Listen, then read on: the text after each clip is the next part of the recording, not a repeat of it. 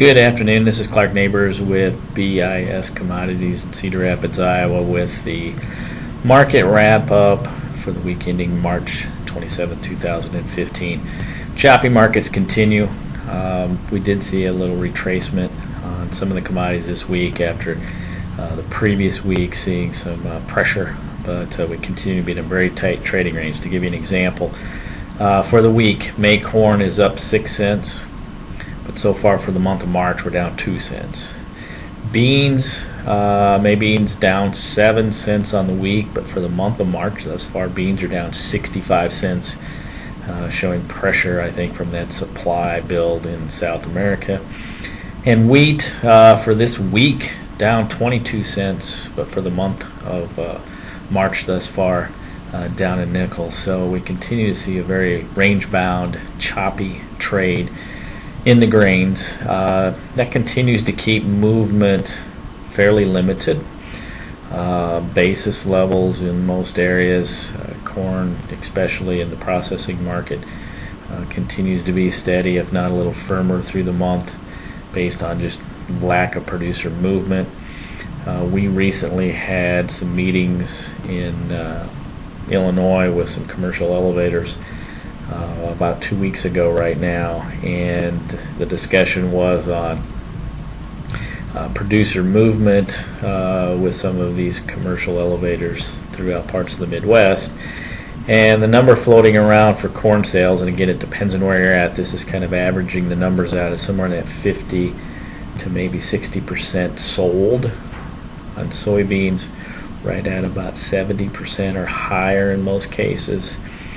But on the other side of the coin, new crop sales are less than 5% currently for both corn and soybeans, and typically for late March, early part of April, that number's closer to 15 or 20% in most normal years. So moving forward, watch this nearby basis if you're a producer.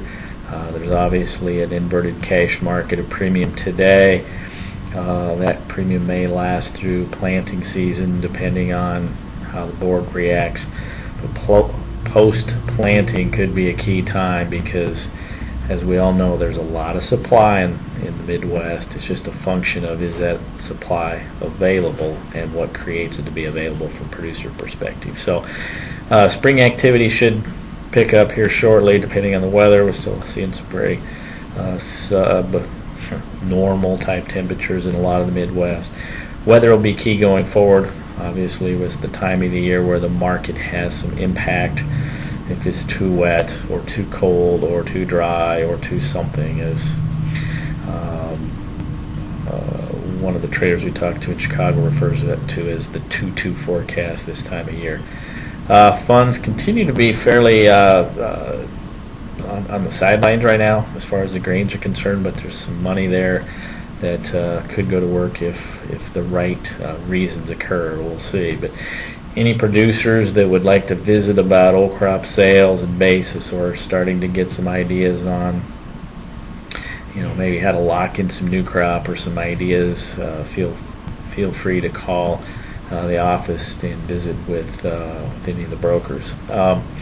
Seasonally, a couple interesting things. Notice from More Research, which is a group that puts seasonal type trades together, for the month of April on corn, selling July corn the 4th of April. The seasonality says from the 4th of April to the 24th of April. Corn has went down 14 in the last 15 years, an average of about 12.5 cents. On the other side of the coin, on the 10th of April, by July, soybeans hold it till May 2nd. 13 out of the last 15 years just went higher on average of about 25 cents. This afternoon on Friday, all hogs and pig report came out. Number came in at 107.2, 7.2% higher than a year ago. That's about a 0.5% higher than the trade was looking for. Without going into great detail on the hog and pig report, it looks a little bearish. The hogs possibly a little supportive from the feeding standpoint. We continue to hear talk of poultry numbers up 3%, hog numbers up 3 to 5%. The beef, we're starting to see some heifer retention So the beef numbers may slowly starting to gain numbers as we go through 2015 and obviously into 2016.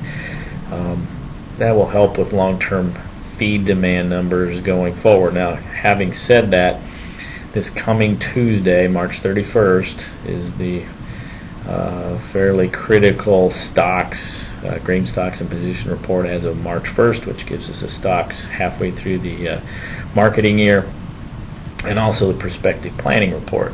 Stocks, corn, the average trade estimate is 7.6 billion bushels. That is in comparison to a year ago at 7 billion. Soybeans 1.35 billion bushels. A year ago, under a billion, 994 million. Quite a bit bigger in the beans, obviously. Thus, supply of beans is there. Again, gets to the point of available supply versus real supply. And as far as wheat, average trade guess is 1.14 billion on stocks. Pretty similar to a year ago, just a little over 1.06 billion. And then the other numbers that the market will focus on coming Tuesday at 11 o'clock is the planting prospective planting report with corn. Average trade guess is 88.7 million acres. That compares to last year at 90.6, so that's down not quite 2 million acres from a year ago. Offsetting that, bean acreage is up over 2 million acres from a year ago. The average trade guess 85.9. That'd be the most beans we've ever planted here in the U.S. as far as acres. And this is compared to last year at 83.7. Just a couple other quick notes in that regard. Cotton acres are anticipated to be down a little over 1 million acres this year. And because of the high demand for exports on sorghum, sorghum acres are anticipated to be up almost 1 million acres this upcoming year. So we'll see what those numbers show on Tuesday. Algorithms will be, the computers will be trading those things heavily the first few minutes of the trade. Once that dies down, it'll be interesting to see how things play out. Outside markets this week, the dollar back in that 97 to 98 range after reaching something over 100 here recently. We have had a bounce this week with that lower dollar on the energy sector to some degree. And stock market has had some issues this week also with concerns of rising interest rates going down the pike. So again, next week the key will be Tuesday, the USDA report with quarterly stocks and also the prospective plannings.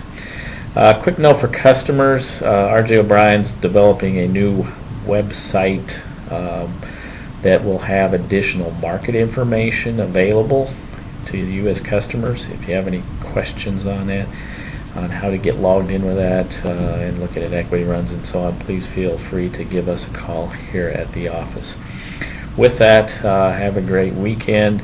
If you wanted to call us here at the office, the phone number is 800-373-2525, or always you can catch us on BIScommodities.com. Have a great weekend.